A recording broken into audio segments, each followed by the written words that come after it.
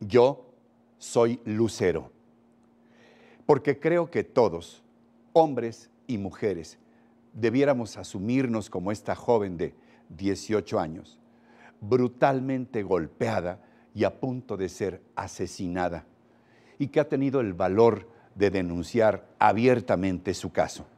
Y es que aquí, en el estado de Guanajuato, como en ninguna otra parte de México, matan a las mujeres a balazos, puñaladas, degollamiento, asfixia o a puros golpes. Nada más hasta septiembre, 59 feminicidios. Lucero iba a ser la número 60.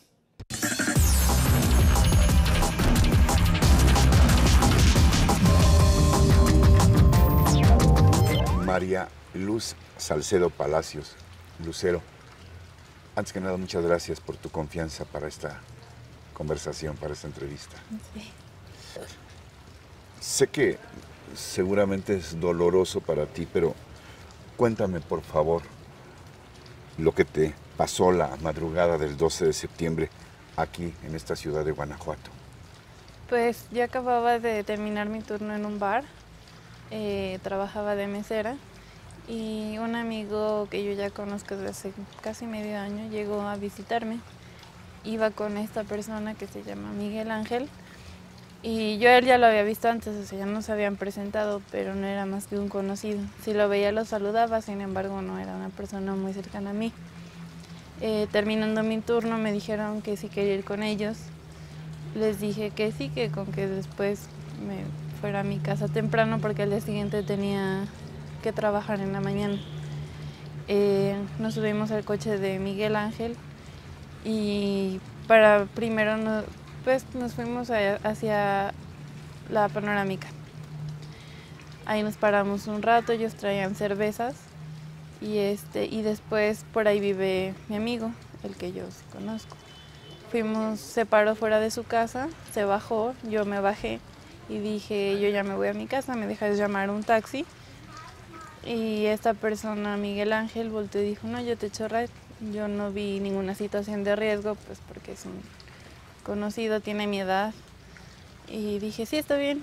Me subí en la parte delantera del coche y cuando íbamos por Pozuelos me dijo que sí quería tener relaciones sexuales con él. Yo me negué varias veces y esta persona comenzó a ponerse muy agresiva. Incluso yo traté de abrir la puerta para salir del coche en movimiento, pero empezó a acelerar, por lo que me fue imposible salir del coche. Traté de marcar a números, pero él me arrebató el celular y se fue rumbo a la Sierra de Santa Rosa, en las inmediaciones de Guanajuato. En algún momento él con una mano en el volante y con la otra me iba sosteniendo. Cuando llegamos a la Sierra de Santa Rosa, cerca del Rancho El Paraíso, había un acotamiento, se detuvo y me comenzó a golpear. ¿Todavía dentro del coche? Adentro del coche.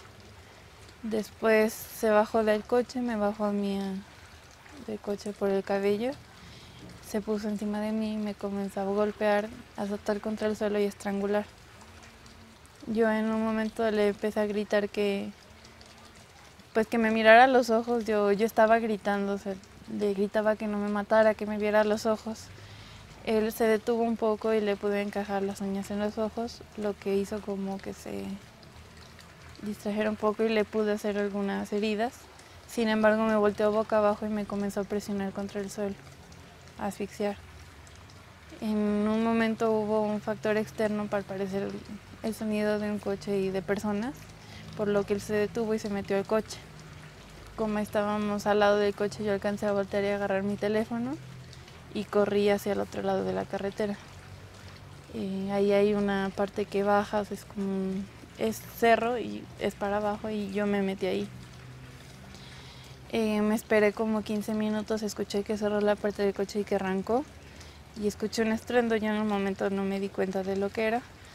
Pero ya que seguí bajando a un poblado que se llama Ojo de Agua, toqué las puertas, llamaron a la policía y cuando llegó la policía media hora después me subieron al lugar del accidente y pude reconocer el coche, por lo que supe que era él quien se había accidentado.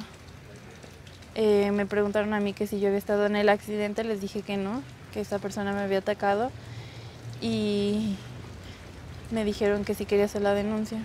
Les dije que sí, me bajaron al Ministerio Público, no me llevaron al hospital, pero ahí ya estaba mi mamá. Llegamos al Ministerio Público, dijeron que lo conveniente era llevarme al hospital y hacer ahí la notificación.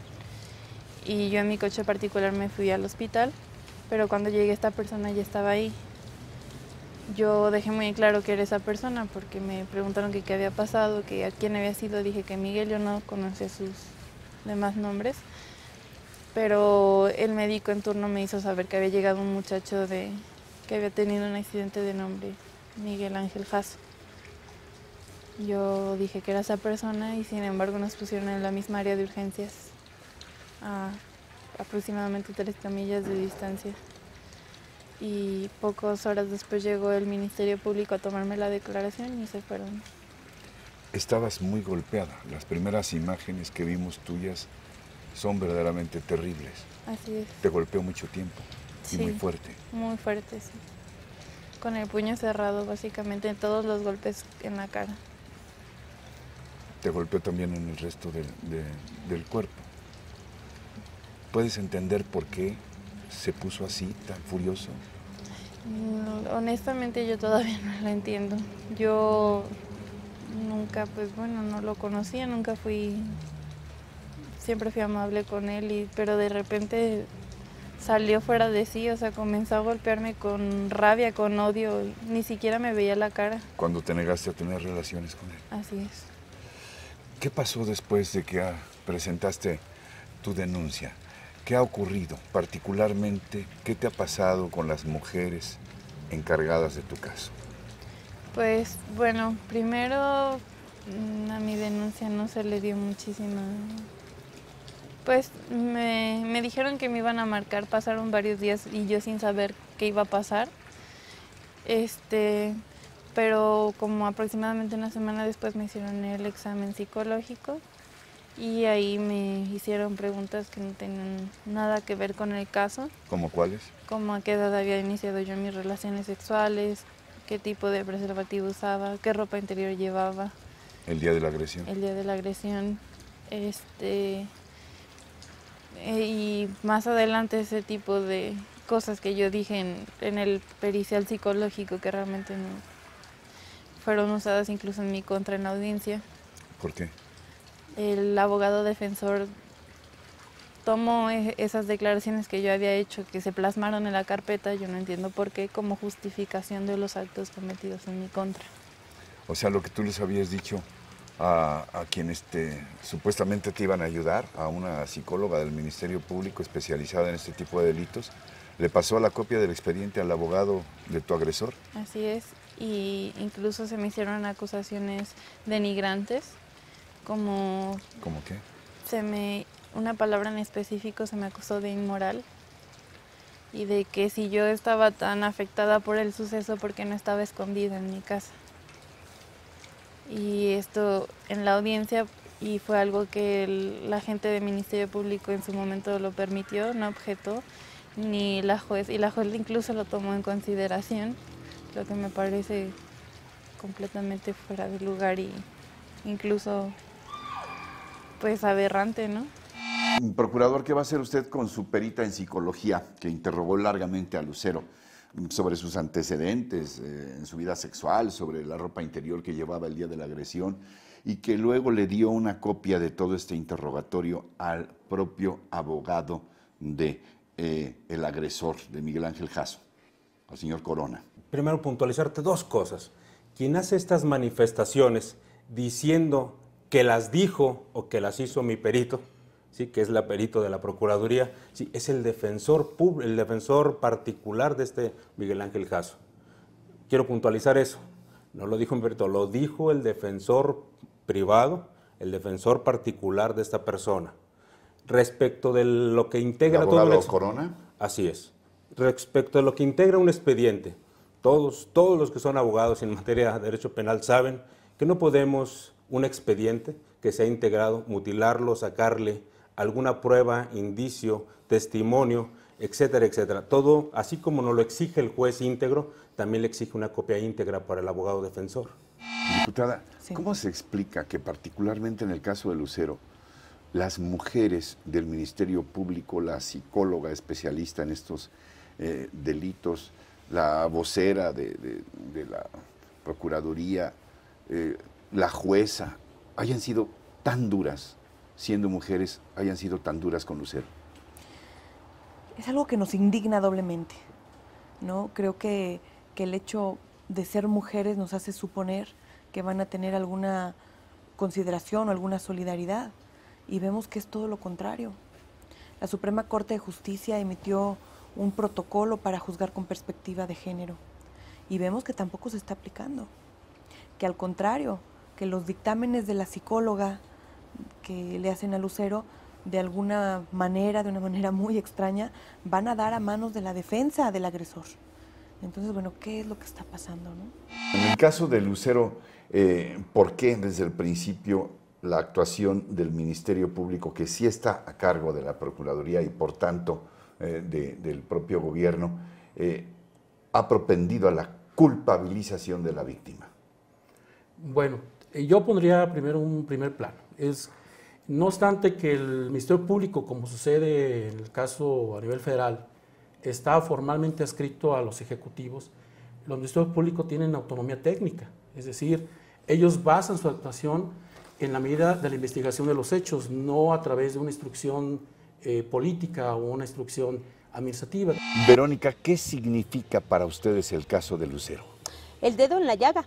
Lucero ha puesto el dedo en la llaga en este sistema de procuración y administración de justicia, lo que venimos haciendo desde hace 13 años, demostrando cómo no hay acceso a la justicia para las mujeres, cómo esta perspectiva machista de quien procura y administra la justicia para minimizar, invisibilizar los casos de violencia contra las mujeres. Hoy Lucero lo resalta, ¿no? Lo pone y dice, a ver, ahí está mi caso a la luz pública, y además se acomoda en términos de que haya el nuevo sistema de justicia oral, de que su audiencia fue pública. Estuvimos gente de la sociedad civil y los medios escuchando 8 horas cómo se la revictimizaban, cómo la responsabilizaron de la violencia vivida.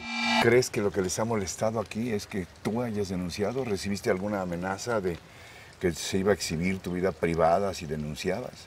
Así es, a mí cuando se me hizo la notificación de la audiencia, se me informó que no iba a ser privada, porque, para empezar, porque no había habido violación, y segundo, se me informó de una manera un poco molesta, que como yo ya había hecho público mi asunto, probablemente iba a haber ahí medios, pero que la audiencia no iba a poder ser privada y que los datos que había en la carpeta se iban a ventilar, cosas como lo de mi vida privada. Tú, a pesar de esto, has seguido con tu lucha, subiste tu caso a las redes sociales. ¿Por qué? Me parece muy importante porque en Guanajuato últimamente ha habido muchísimos casos de violencia hacia la mujer. En el año ya van 56 asesinatos de mujeres.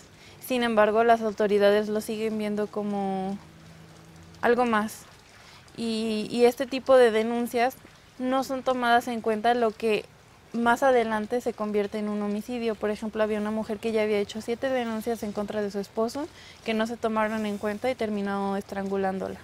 Entonces, a mí me parece importante hacer una demostración pública de cómo las autoridades actúan y de que no le están dando la importancia que se debe a este tipo de actos contra las mujeres.